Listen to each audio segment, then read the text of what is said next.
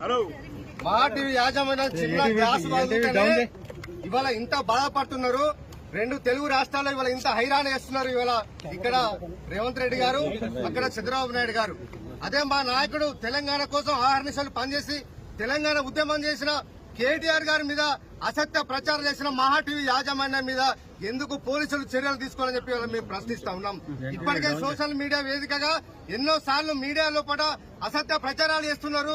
మా వ్యక్తిగత జీవితాలను అన్యాయంగా అక్రమంగా చిత్రీకరించి ఇవాళ సోషల్ మీడియా వేదికగా ఇలా మా పరువు తీసే ప్రయత్నం చేస్తున్నారని చెప్పి బీఆర్ఎస్ పార్టీ కార్యకర్తలు, బీఆర్ఎస్ పార్టీ సైనికులు ఎన్నో సార్లు పోలీస్ స్టేషన్లో, డీసీపీ ఆఫీసులలో, సిపి ఆఫీసులలో కంప్లైంట్ చేసినా ఇప్పటి వరకు కూడా ఏ పోలీసులు చర్య తీసుకోలేదు.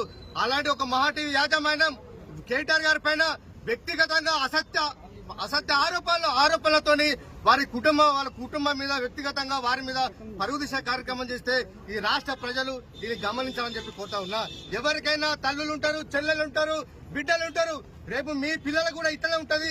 అలాంటి వాళ్ళ వ్యక్తిగత జీవితాన్ని ఈ రకంగా సోషల్ మీడియాలో పెడితే మీరు సమర్థిస్తారా? ఒకసారి ఆలోచన చేయాలని చెప్పి తెలంగాణ ప్రజానికాన్ని వాళ్ళ కోరుతా ఉన్నా.